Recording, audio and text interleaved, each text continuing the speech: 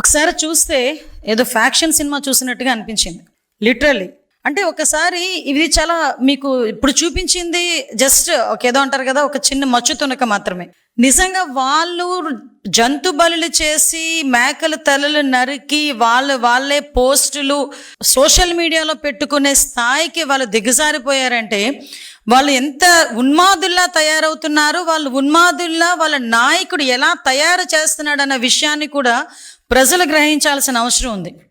ఈరోజు మనం చూస్తానండి, కళ్యాణదుర్గం, ఉరవకొండ, సింగనమల, రాప్తాడు, కదిరి, పుట్టపర్తి, ధర్మవరం, కుప్పం, గోపాల్పురం, ఇలా కాన్స్టిట్యున్సీలు చూసుకుంటే ఇన్ని కాన్స్టిట్యున్సీల్లో అతని పుట్టినరోజుల సందర్భంగా జంతు బలులు చేసి వాటి తాలూకా మూగజీవాల తాలూకా ఉసురు తీసుకోవటమే కాకుండా ఇది తప్పు అని చెప్పిన వాళ్ళని కూడా తిరిగి వాళ్ళ మీద దాడి చేయటం.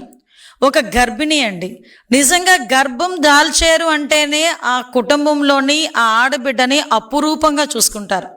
ఎవరైనా కడుపుతో ఉన్న పిల్ల మనకి కనిపిస్తే బస్సులో కనిపించినా లేచి ఒక సీట్ ఇచ్చే సంస్కృతి. ఆ అమ్మాయి నుంచొని వెళ్తుంది అంటే అమ్మ ఓ దగ్గర కూర్చో అమ్మ అని ఆ గర్భిణీ స్త్రీకి గౌరవం ఇచ్చే పరిస్థితి.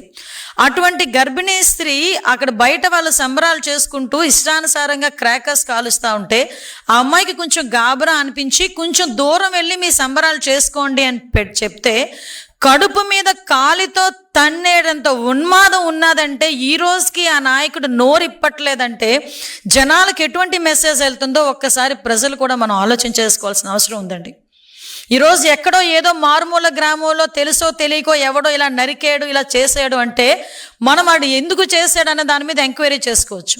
కానీ చూస్తే సుమారుగా 10 నియోజకవర్గాలకి పైన ఈరోజు ఇదే పందాలో ఒకే రోజు ఒకే తరహాలో ఇలాగే జంతు బలులు ఇచ్చి రక్తాభిషేకాలు చేస్తూ ఉంటే ఇది వెనకాతల జగన్మోహన్ రెడ్డి దగ్గర నుంచి వచ్చిన ఒక పిలుపు అని అనుకోవడంలో తప్పే ఉంది. ఎందుకనంటే ఈరోజు చూస్తూ ఉంటే వాళ్ళ తాలూకా నాయకులేమో పెద్ద పెద్ద కత్తులు తీసుకొచ్చి కేకులు కట్ చేస్తారు. వాళ్ళ తాలూకా కార్యకర్తలేమో రౌడీలు మాదిరిగా రోడ్డు మీదకి వచ్చి జంతు బలులు చేసి రక్తాభిషేకాలు చేసి మేము 29లో మేము వస్తే ఈ రకంగా నరుకుతామని బహిరంగంగా చెప్పడమే కాకుండా ఫ్లెక్సీలు వేస్తున్నారు. అయినా కూడా ఎక్కడ ఎవరు కూడా ఇది తప్పు అని చెప్పే పరిస్థితులు వాళ్ళకి కనిపించట్లే.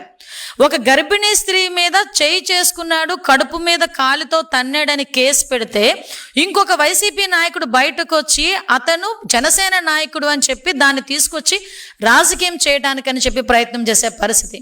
నీ నాయకుడు తాలూకా సంబరాల్లో జనసేన నాయకుడు వచ్చి ఎందుకు క్రాకర్స్ కాలుస్తాడు? ఆ మాత్రం ఇంగితో నీకు లేకపోతే పోయింది కానీ జనాలకు లేదనుకుంటున్నారా?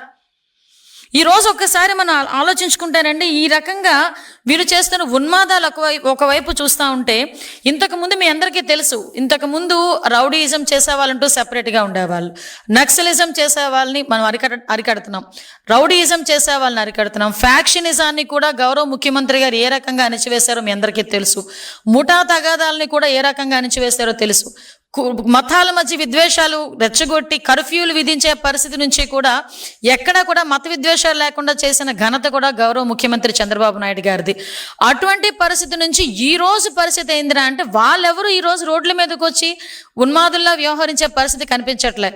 కేవలం రాజకీయ ముసుగులో రాజకీయాన్ని అడ్డం పెట్టుకొని రౌడీయిజం చేస్తూ రౌడీయిజం చేయిస్తూ ఈరోజు ప్రజలను భయభ్రాంతులు గురిచేసి రాష్ట్ర అభివృద్ధికి ఆటంకం కలిగించడానికి ఒక కుట్ర పన్నే విధంగా ఈరోజు మనం కనిపిస్తుంది.